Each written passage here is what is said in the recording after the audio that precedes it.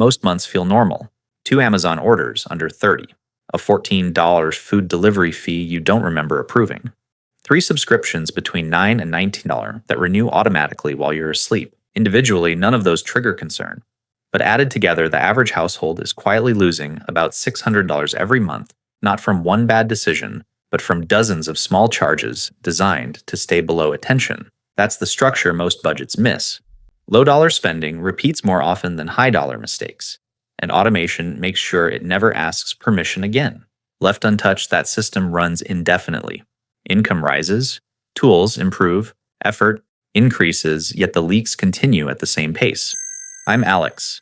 Today we'll walk through 9 frugal habits, starting with the habits that shut down these invisible drains, and ending with the one that changes how real financial progress should be measured. It starts with the habit almost everyone underestimates: how often money leaves your account without a deliberate decision. Limit online shopping to once per month. Most people don't overspend online because of big purchases. They overspend because of frequency.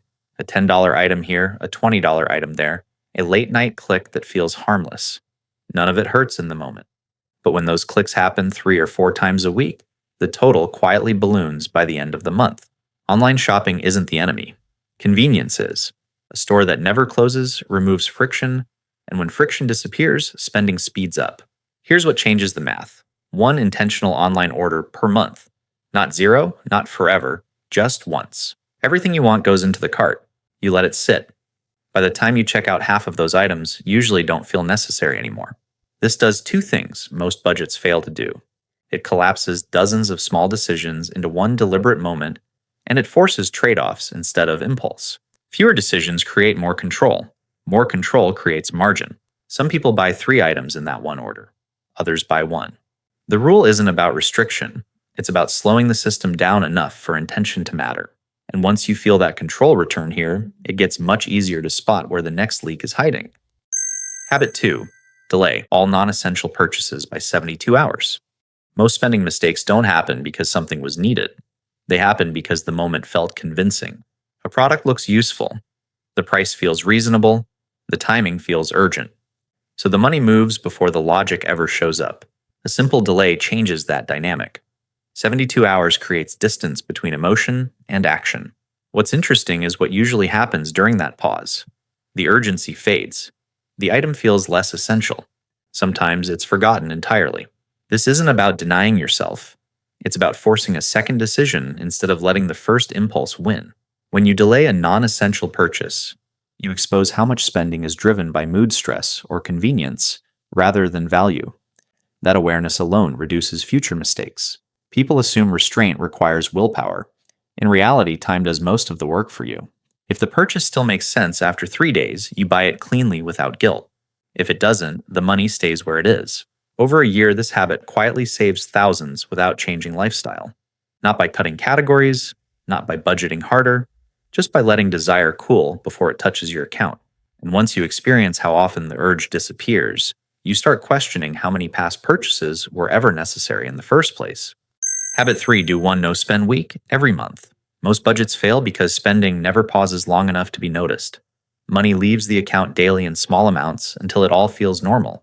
A no-spend week interrupts that pattern. For 7 days, you buy groceries and pay bills. Nothing else. No quick stops, no delivery apps, no just this once purchases, not as punishment but as a reset.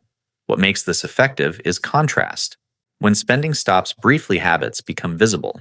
You notice how often boredom triggers a purchase, how frequently convenience replaces planning, how many expenses were never necessary, just automatic. 1 week is short enough to be realistic and long enough to change awareness. It creates a clean reference point most people never have. After the weekend, spending doesn't snap back the same way. Decisions feel heavier. Impulse feels louder. That's the quiet benefit. You don't need to eliminate spending forever. You just need to remind your brain what enough feels like. Done monthly, this habit recalibrates discipline without burnout. It turns unconscious behavior into conscious choice. And once you've seen how much money doesn't need to move, the rest of the month becomes easier to control without forcing restraint every single day. A brief pause before things accelerate.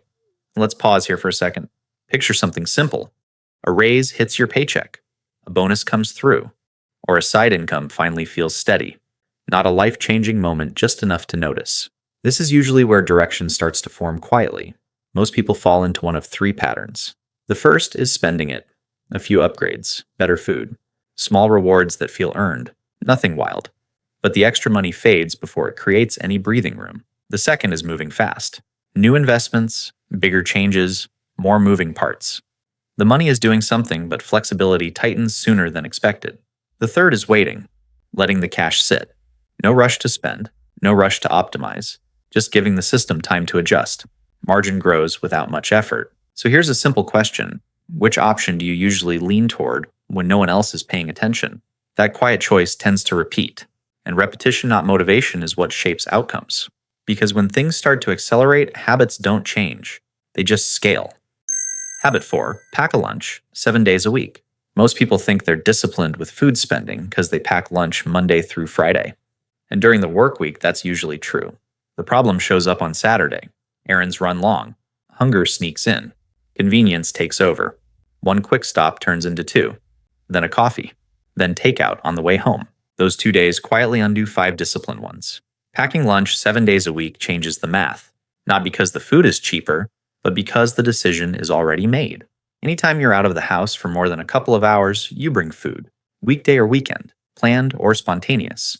This removes one of the most expensive triggers in a budget unplanned hunger. Fast food isn't costly because of one meal. It's costly because of repetition.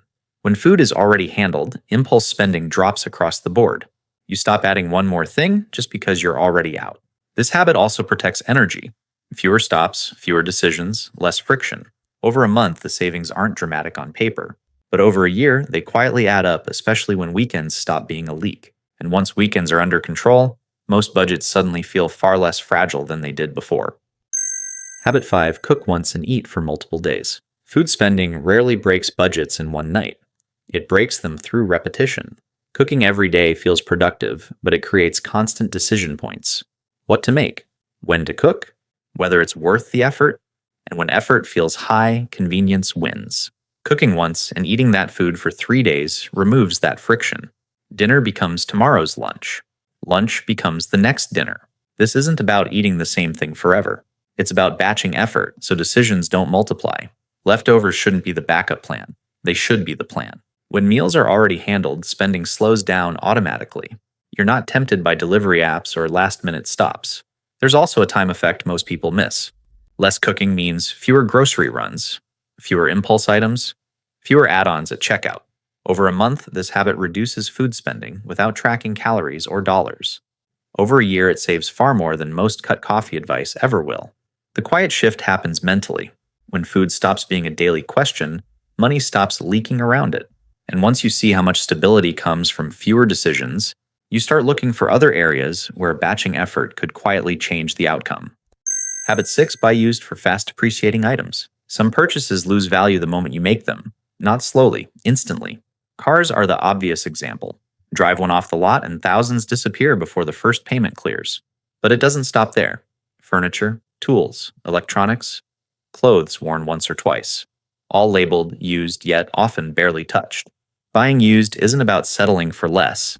It's about refusing to pay for depreciation someone else already absorbed. Most items don't fail because they're used. They fail because they were overpriced to begin with. In a country built on constant upgrading, perfectly good items cycle out fast. That creates opportunity for buyers willing to wait 10 minutes longer and search once more. This habit changes how money behaves. Instead of evaporating into newness, it stays intact. There's also a psychological shift. When you stop equating new with better spending, slows naturally. Buying used requires intention.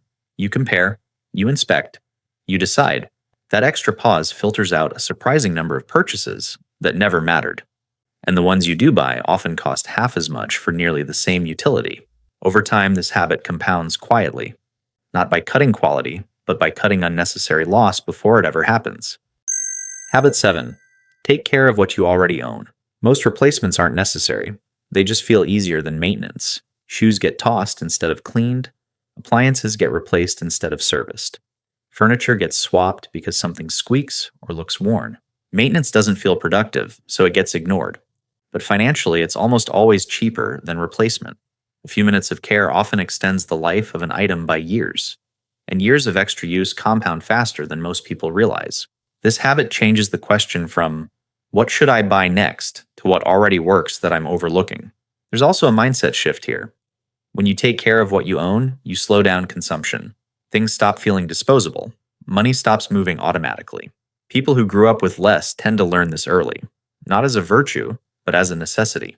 Cleaning, fixing, maintaining these aren't small actions, they're invisible savings. Over time, this habit reduces upgrades, delays, replacements, and lowers total spending without sacrifice. Nothing flashy, nothing dramatic. Just fewer purchases you didn't actually need, and more value extracted from what you already paid for. And once you realize how much life is left in the things around you, buying new starts to feel far less urgent. Habit 8. Increase your saving and investing rate. Most people invest just enough to feel responsible. 3%, maybe 4%. Comfortable numbers that don't disrupt daily life. The problem is what those numbers actually do. At low contribution rates, investing becomes symbolic, not transformative. A small increase changes the trajectory fast. Moving from 4% to 10% doesn't feel dramatic, but over time it rewrites the outcome. This is where timing matters. Raises and bonuses are the moment most people upgrade lifestyle first. Flipping that order is what creates momentum. You increase the investing rate before the spending rate ever adjusts. 15%, 20%. Those numbers sound extreme until they become automatic. Automatic contributions remove choice. And when choice disappears, consistency shows up. Funding retirement accounts, fully increasing payroll deductions, or raising automatic transfers by even 1 or 2% compounds quietly over decades. Not immediately visible, not emotionally exciting, but this habit builds something most people never reach: margin. A cushion that reduces pressure years before retirement ever arrives. What's interesting is that comfort doesn't come from the account balance itself. It comes from knowing future problems are already partially handled. Once investing becomes the default destination for new income, lifestyle inflation loses its grip, and money finally starts working harder than effort alone ever could. Habit 9. Measure progress by piece, not lifestyle. Most people measure financial progress by what changes on the outside. A nicer car, a bigger place, more visible upgrades. The problem is, those signals don't tell you how money actually feels. They only show how much of it is being displayed. Stress is the better indicator. When finances are fragile, stress stays high, no matter how impressive things look. Peace shows up differently. Bills get paid without checking the balance first. Unexpected expenses don't cause panic. Decisions feel calmer. That's not accidental. It's the result of margin. Chasing lifestyle growth often removes that margin. Every upgrade adds fixed costs that demand future income. What's rarely discussed is that less can feel richer. Fewer obligations create more freedom than more stuff ever will. This habit reframes the goal. Not maximum accumulation, not constant expansion, but stability that supports life instead of controlling it. When money feels quiet, progress is happening, even if nothing looks different to anyone else. That's why flashy doesn't equal successful, and bigger doesn't always mean better. The people who last financially aren't the ones who show the most. They're the ones whose finances give them room to breathe. Once peace becomes the metric, decisions start changing on their own, and many expenses lose their appeal without being actively cut. Key takeaways. Financial relief doesn't come from complexity. It comes from reducing how often money leaves without intention. Most leaks aren't dramatic. They're small, frequent, and automated enough to feel harmless until they add up. The habits in this framework work because they slow decisions down. Fewer clicks, fewer stops, fewer moments where convenience overrides awareness. When spending becomes less frequent, control returns naturally. Another shift happens quietly, effort moves upstream.